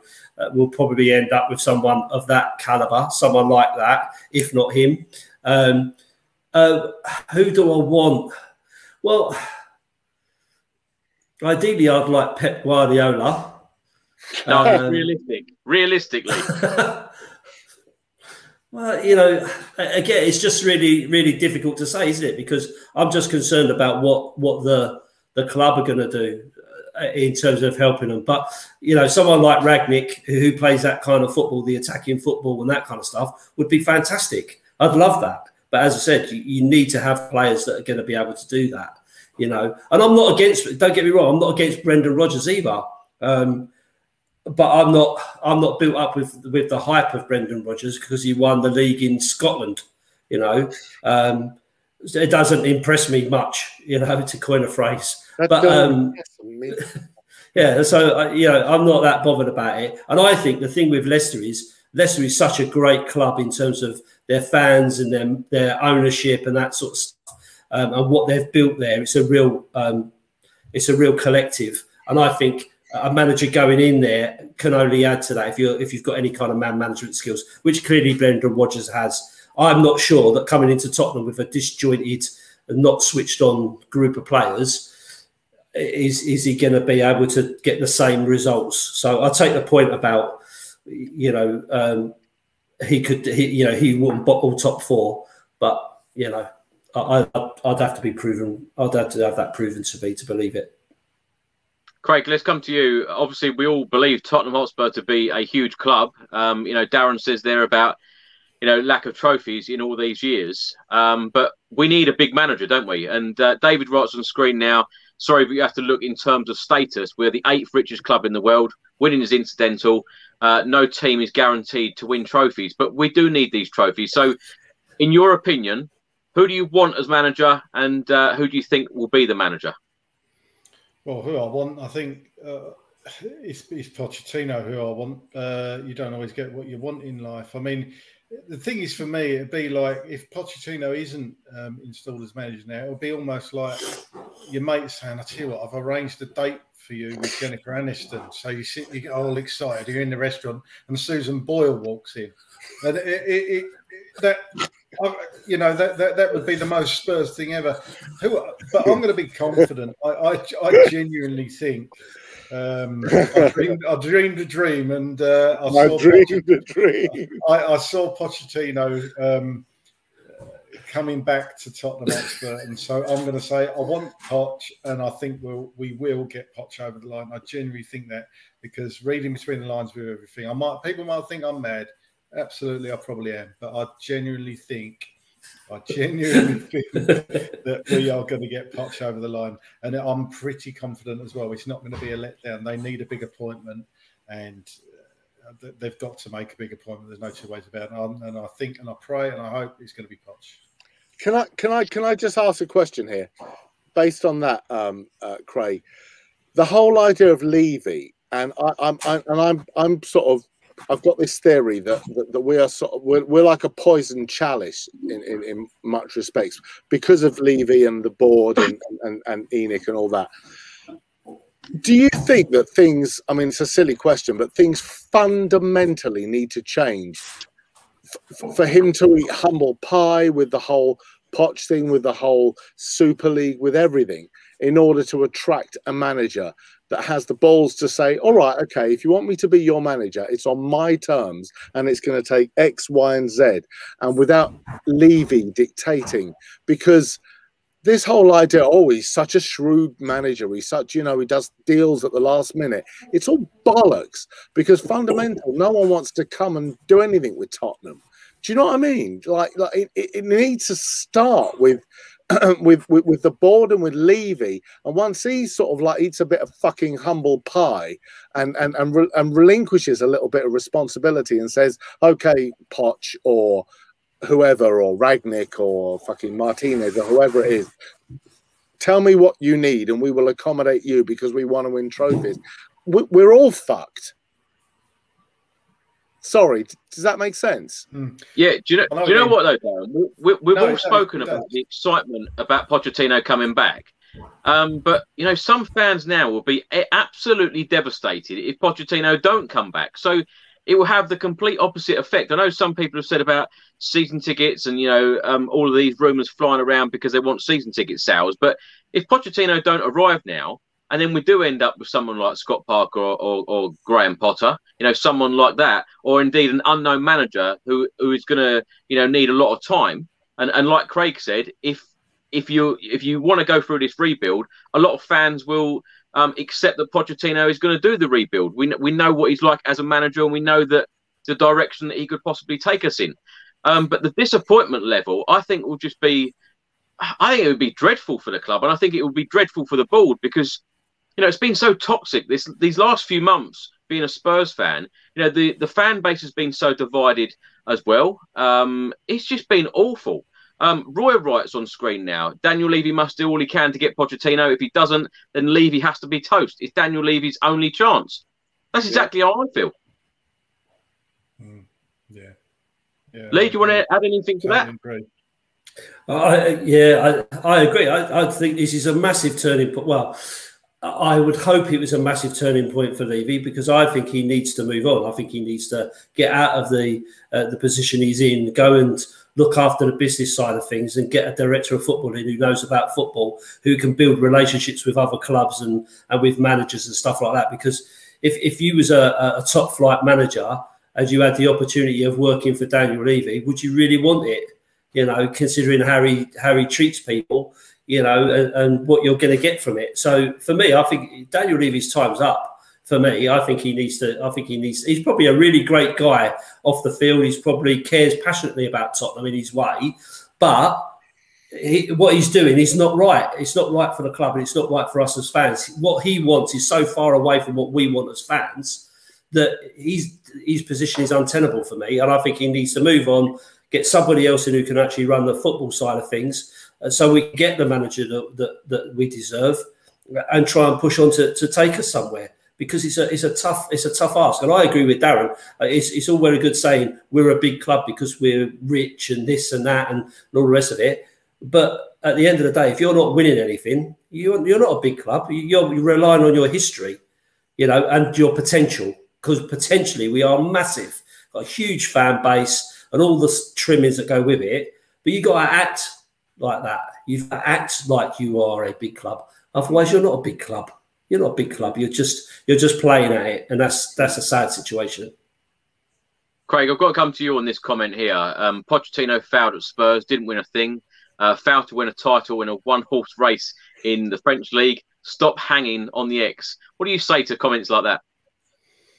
It's difficult to argue with facts when they're put there in front of you, isn't it? I'm going to disagree with Dinesh there. He is right. He is right. And I could sit here and say, yeah, you're right. We didn't win anything with Spurs, and give you 10 reasons why we didn't. And you could turn around and say it was Tuchel's fault. But then again, he lost a few games after Tuchel left and he was appointed. So I don't know what it is. He's been very... This is such a crap thing to say, but he's been so close with Tottenham. I'm discounting PSG because he has won a trophy at PSG, albeit not the one that I wanted, but he has won a trophy. So he's at least got that monkey off his back. But he's been so close with us, and I think he would have learned a lot. He's still a young manager.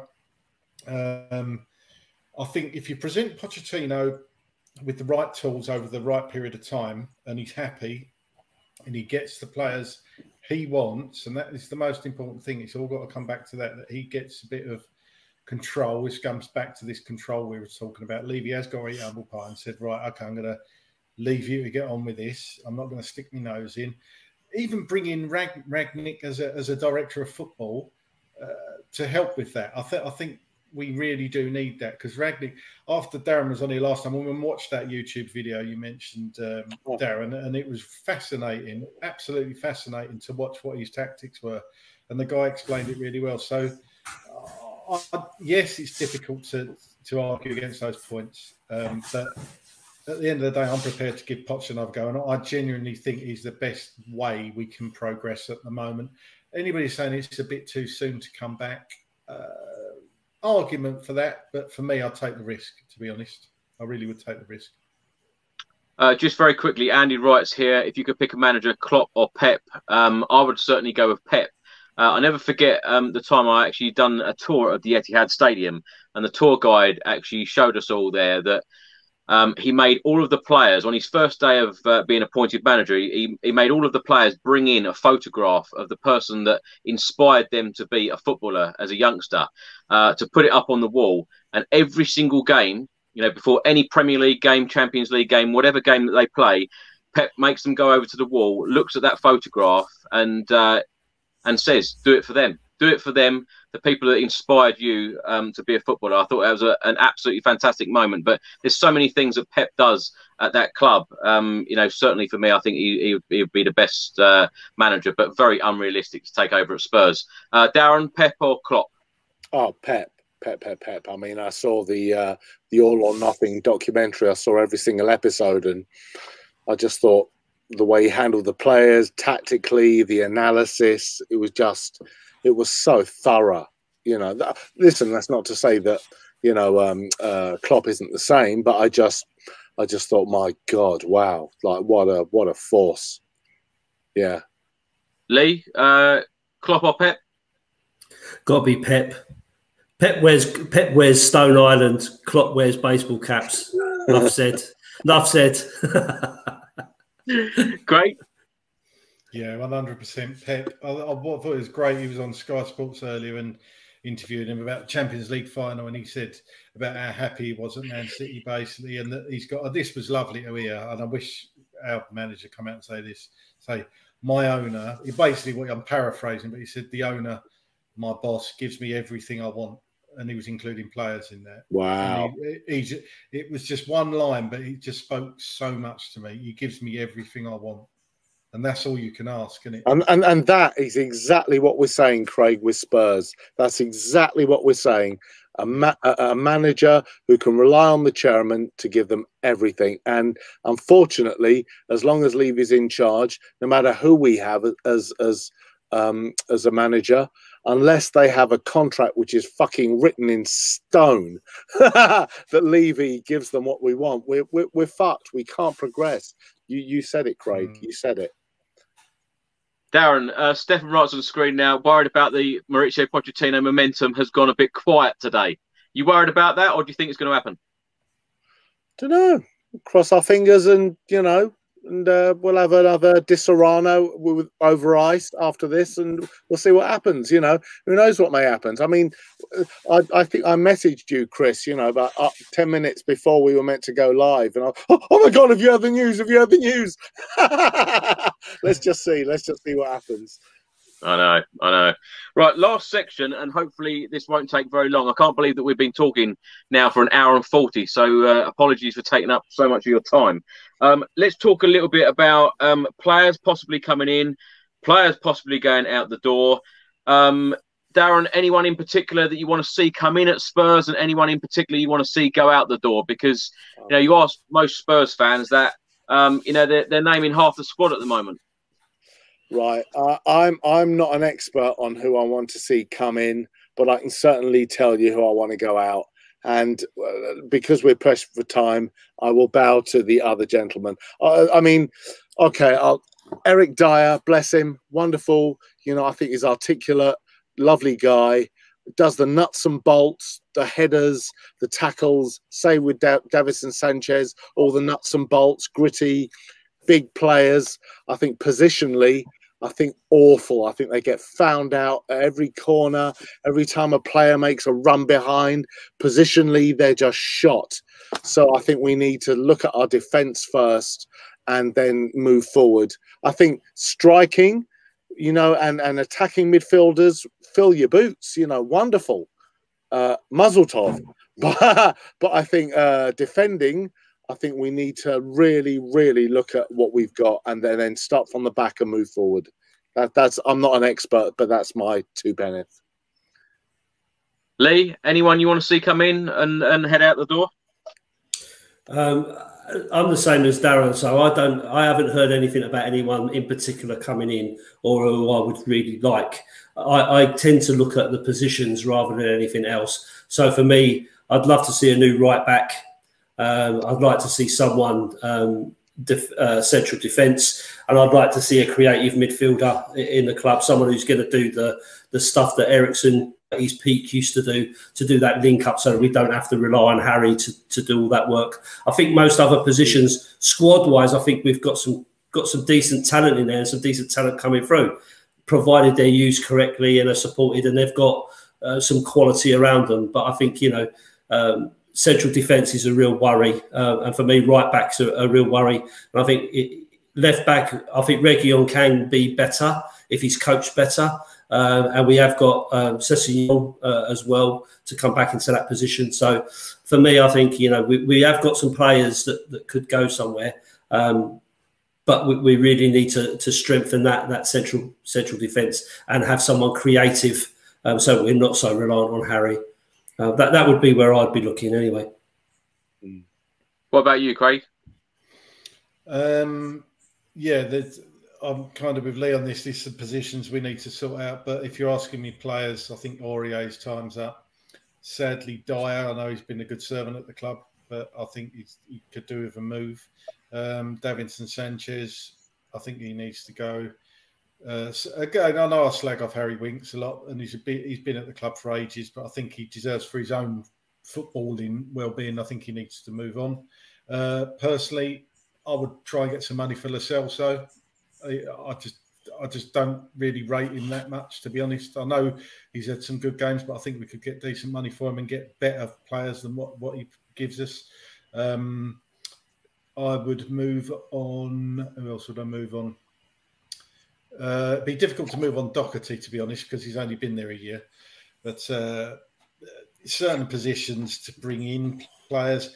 Again, yeah, I agree. Christian Eriksen type. I think we should go all out to get Grealish, to be honest. I still maintain he's one of the best creative midfielders out there. And I think he is gettable. And that would really make a statement if we went for somebody like Grealish. I'd like to see Max Aarons come in from Norwich, and I'd like to see Tariq Lamptey come in if we're going to get rid of both right backs. I think they're two really good right backs. As you know, I'm a fan of Gareth Bale. I think it'd be great if he could stay for one more season and the players learn from him. Keep hold of Harry Kane, bring back Sessegnon and Skip. I think we've got the makings of a decent squad. If you do a lot of those things, or at least some of those things, and just get the players generally fitter, because they've died away in the end of games. Like we've said before, they would run in the seasons Poch was there, and they seem to be on their arse a lot of the games towards the end of the season. And that cost us points. You only got to look at it. How many points did we drop from winning positions? 22, 23? Would have possibly won the league. Yeah, too many. So for me, I know it's very quickly, but I think there's certain positions to be addressed. Right backs.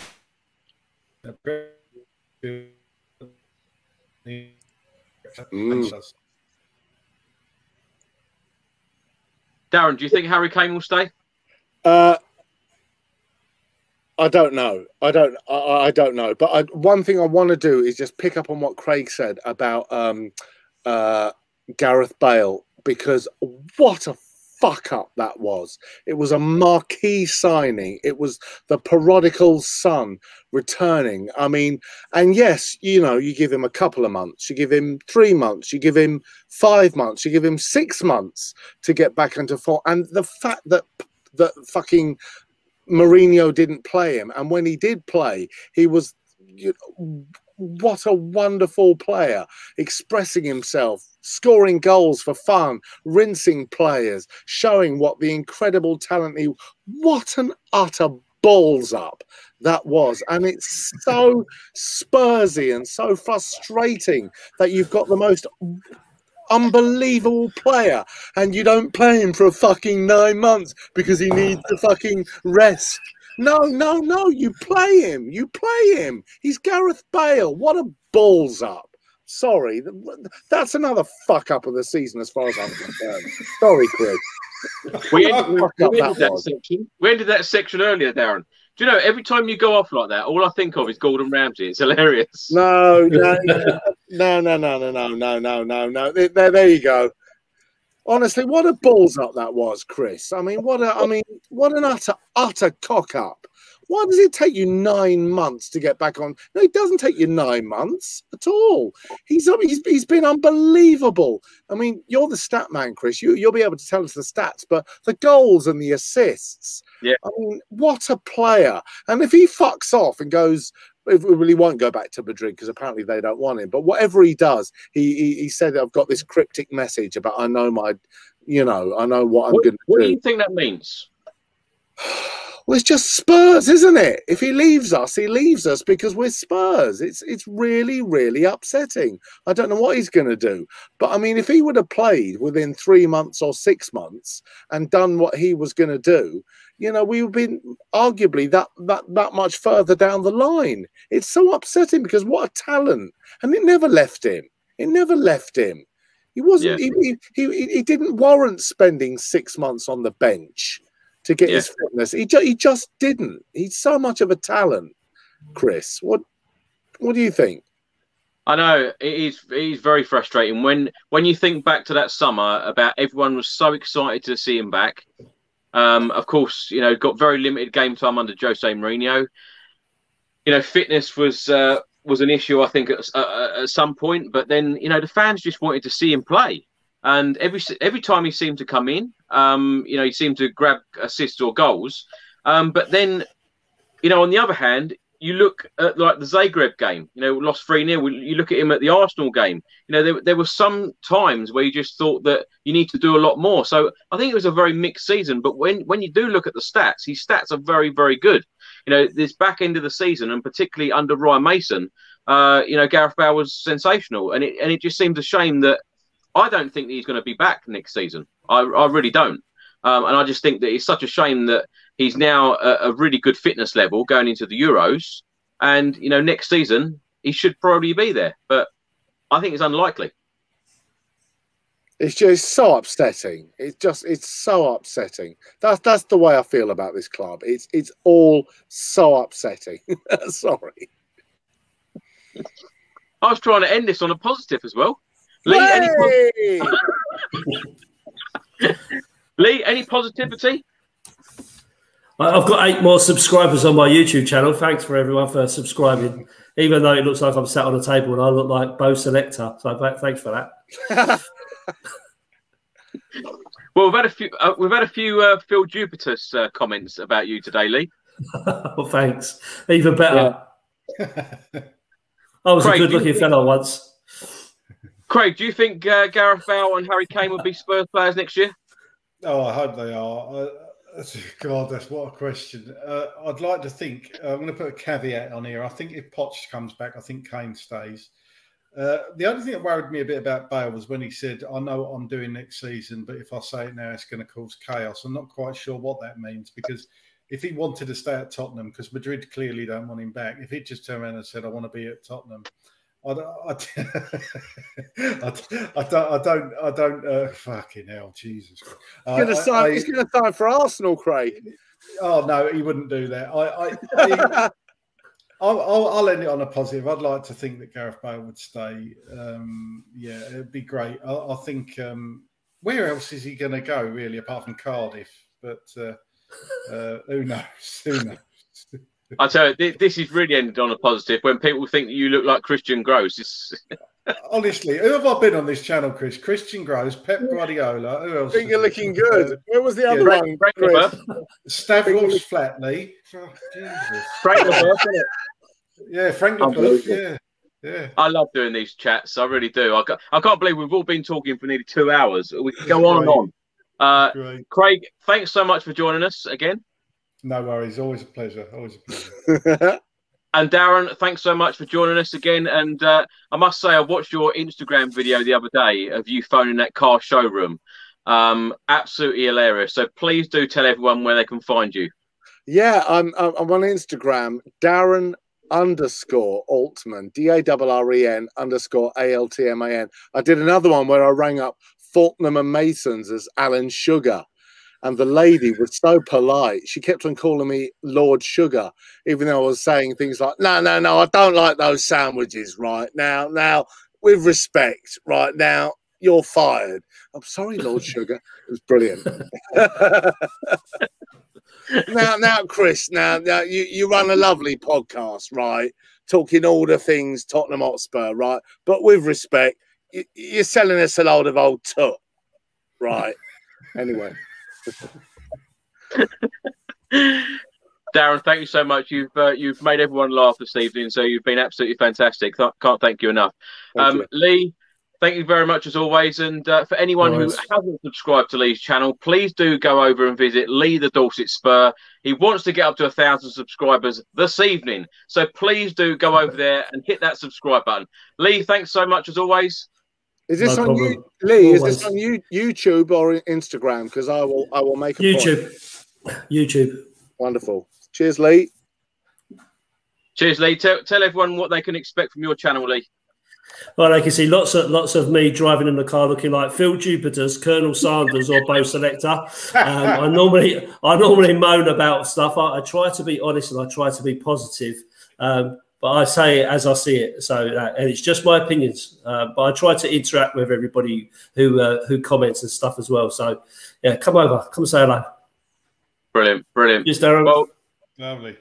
Craig, Darren and Lee, I can't thank you enough. It's been a wonderful show. Really enjoyed talking to you three, and every single one of you has made me laugh this evening. So thank you very, very much indeed. Thanks so much for watching, everybody. I think we're up to about 8,000 viewers so far on this on tonight's video so far. So thank you so much for all of your input. Thanks so much for all your questions. And thanks so much for subscribing to the channel, because this week we hit 50,000 subscribers. So unbelievable numbers. So thank you very much indeed. I'll see you on the next video. Stay safe and well. Come on, you Spurs. Come on, you Spurs.